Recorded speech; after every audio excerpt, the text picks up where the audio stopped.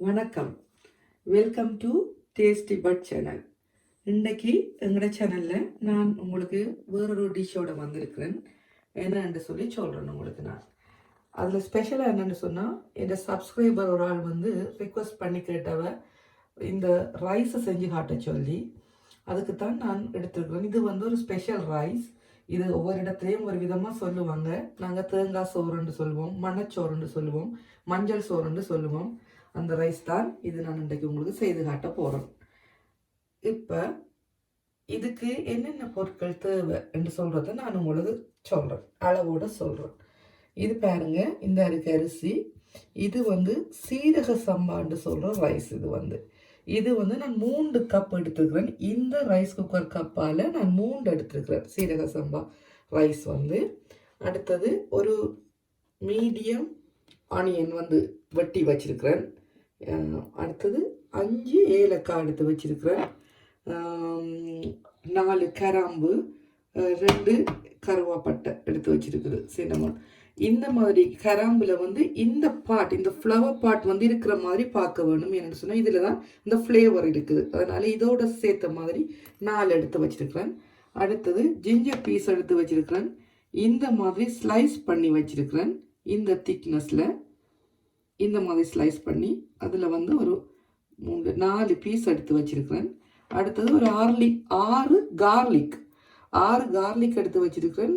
இந்த பூண்டை வந்து சும்மா ப்ரெஸ் பண்ணி தான் வச்சிருக்கிறேன். அதை இடித்து தூளாக்கி வெட்டி எல்லாம் வைக்கல, ப்ரெஸ் பண்ணி தான் 6 கார்லிக் இருக்குது. 1/2 டீஸ்பூன் மஞ்சள் தூள் இருக்குது. 1/2 டீஸ்பூன் மஞ்சள் தூள், 1 டீஸ்பூன் உப்பு வச்சிருக்கிறேன்.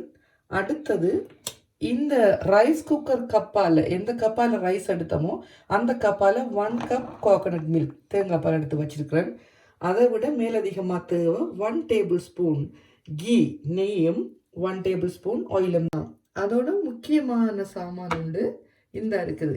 இந்த மாதிரி ரம்ப இலை, பண்டான் லீஃப், இது வந்து இப்படி வெட்டி வச்சிருக்கிறேன் ரம்ப இலையை. அடுத்தது வந்து கறிவேப்பிலையும் எடுத்து வச்சிருக்கிறேன். அதையும் இதோட நாங்கள் சேர்த்துக்கொள்ள வேணும். இப்போ நாங்கள் எப்படி செய்கிறதுன்றதை பார்க்கலாம்.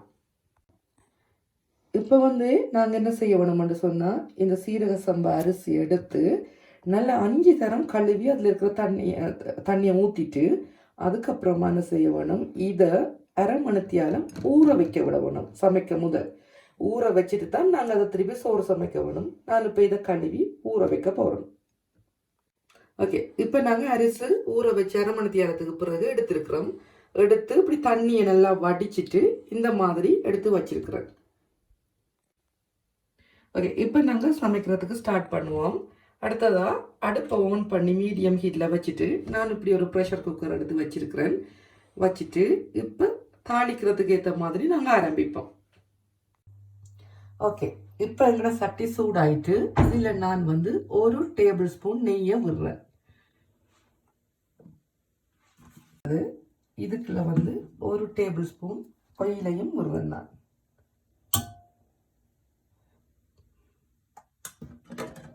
அது 1 டீஸ்பூன் ஆயில், 1 டீஸ்பூன் நெய் எல்லாம் போட்டு சூடாகி வந்திருக்குது எண்ணெய். இதுக்குள்ள நாங்கள் இப்படி கருவாப்பட்டை, ஏலக்காய், கிராம்பு இதை போட்டுட்டு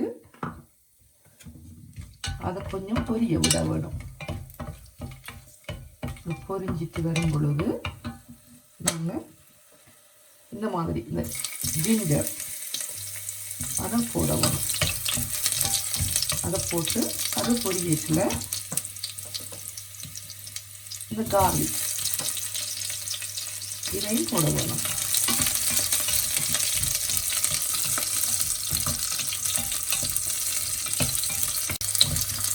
இப்போ வந்து பாருங்க, லைட்டான ஒரு பொரிஞ்ச மாதிரி லைட்டாக தெரியக்கல இந்த வெள்ளைப்பூடு. அந்த டைம் பார்த்து இந்த மாதிரி இந்த ரம்ப இலையையும் இந்த கறிவேப்பிலையும் இதுக்குள்ள போட வரும். போட்டுட்டு இதுக்குள்ள நாங்கள் வெட்டி வச்சிருக்கிற வெங்காயத்தை போட வரும்.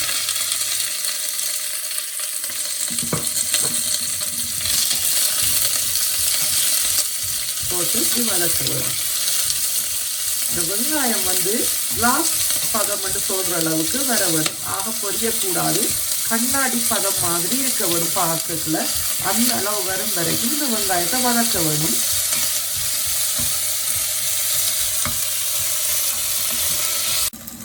ஓகே, இப்போ பாருங்க இந்த மாதிரி பதத்துக்கு இந்த வெங்காயம் வதங்கி வந்திருக்குது. வந்த நேரம் இப்படி 2 பச்சை மிளகாயை நாங்கள் எடுத்துக்கொள்ள வேணும். எடுத்து அதை வெட்ட தேவையில்லை. இப்போ வெட்ட விரும்பினாலும் வட்டி போடலாம். நான் இப்படி உடைச்சி அதுக்குள்ளே போடுறது போட்டுட்டு அதையும் சேர்த்து இப்படி வதக்கி கொண்டு வரைக்கல. இப்போ நாங்கள் என்ன செய்ய வேணும், 1 டீஸ்பூன் உப்பை போட்டுட்டு அதுக்குள்ள இந்த மஞ்சள் தூளையும் போட்டு இப்படி மிக்ஸ் பண்ணி வதக்கி வேணும், வதக்கி விட வேணும். வதக்க வேணும். இந்த ஸ்டேஜில் வந்து நாங்கள் என்ன செய்ய வேணும்னா ஊற வச்சு வடித்து வச்ச அரிசை இதுக்குள்ளே போட வேணும். எல்லா அரிசையும் தண்ணி இல்லாமல் போட வேணும். அந்த நேரம் பார்த்து நீங்கள் நெருப்பை வந்து நல்ல லோவில் வச்சுக்கொள்ள வேணும். லோவில் வச்சு கொண்டீங்கன்னாக்கா கீழே பத்தாமல் இருக்கும். இப்போ அந்த அரிசை நாங்கள் என்ன செய்ய வேணும்னு சொன்னால் நெருப்பை கொஞ்சமாக கூட்டிட்டு மீடியத்தில் வச்சுட்டு ஹீட்டில் இப்படி போட்டு மிக்ஸ் பண்ண வேணும். நாங்கள் வதக்கின அந்த வெங்காயம், அந்த ஸ்பைசஸ், அந்த மிளகாய் எல்லாத்தோடையும் சேர்ந்து இப்படி அது இதில் தான் அந்த சோறோட டேஸ்ட் வர்றது. நல்லா வதங்கி அது வந்து ஸ்டிக்கியாக வர மாதிரி இருக்கும். அந்த ஸ்டிக்கினஸ் வரும், ஒட்டுற தன்மை ஒன்று வரும். அந்த சோறு ஒன்றோட ஒன்று அந்த அரிசி அந்த தன்மை வரும் வரைக்கும் நீங்கள் வதக்க வேணும். லைட்டாக உங்களுக்கு அப்படி செய்யும் பொழுதே உங்களுக்கு தெரியும் சோறு ஒரு விதமான மாற்றம் வரும் அரிசியில். அந்த தன்மை வரும் வரைக்கும் இப்படி வதக்கி கொண்டு இருக்க வேணும் நீங்கள். ஓகே, இப்போ பாருங்க எங்களோட சோறு அரிசி வந்து எப்படி வந்திருக்குன்னு உங்களுக்கு பார்க்க தெரியும். இப்படி ஒரு ஸ்டிக்கியாக வந்திருக்கு, ஒட்டுற மாதிரி வரும். அப்போ இந்த ஸ்டேஜில் நாங்கள் என்ன செய்ய வேணும் என்று சொன்னால் அந்த 1 கப்பால் இதுக்குள்ள விட வேணும். விட்டு நல்லா மிக்ஸ் பண்ண வேணும்.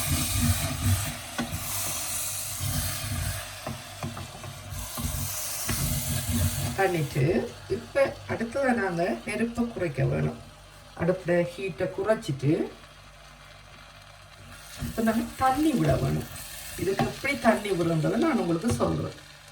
இப்போ நான் உங்களுக்கு தண்ணி எவ்வளவு விட வேணும்னு சொல்கிறேன். எப்படின்னா இதுக்கு வந்து 3 கப் அரிசி போட்டிருக்கோம்னு சொன்னால் 1 கப்புக்கு 1.5 கப் தண்ணி தான் இதுக்கு விட வேணும். அப்போ 1.5 கப்னா மொத்தம் 4.5 கப் தண்ணி விட வேணும். நாங்கள் இதுக்கு வந்து 1 கப் ஆல்ரெடி வந்து தேங்காய் பால் விட்டுட்டோம். அப்போ இன்னும் வந்து 3.5 கப் தண்ணி நாங்கள் இதுக்கு விட வேணும். தேங்காய் பாலை கழிச்சு சேர்த்து தான் 4.5 கப் பார்க்க வேணும். இப்போ அதை கழிச்சிருக்கிறோம் பார்த்தா அப்போ இன்னும் இப்போ 2 கப் தேங்காய் பாலோட சேர்த்து 2வது கப் 3. அது முக்கியமான டிப் என்னன்னு சொன்னா தண்ணி ஊத்தக்குள்ள எப்பவுமே கொதிச்ச தண்ணியா ஊத்துங்க. அதுதான் இந்த சோறுக்கு சரியான பதத்தை கொண்டு வரும். கொதிச்சு நல்ல கொதியோட ஊத்தும் பொழுது சரியா இருக்கும். இப்ப பாருங்க இறக்கம். ஓகே, இப்ப நாங்க மிக்ஸ் பண்ணி விடுவோம் எல்லாத்தையும் சரியா. இதை நாங்கள் நல்லா துளாவி கொண்டு இருக்க வேணும். ஏன்னு சொல்லி சொன்னால் மிக்ஸ் பண்ணலன்னு சொன்னால் கீழே அடியில் பிடிச்சிடும். அதுக்காக நாங்கள் மிக்ஸ் பண்ணி கொண்டே இருக்க வேணும். இப்போ இந்த ஸ்டேஜில் வந்து நாங்கள் என்ன செய்ய வேணும்னு சொன்னால் அடுப்பை நல்ல லோவுக்கு கொண்டாந்துட்டு உப்பை பார்க்க வேணும்.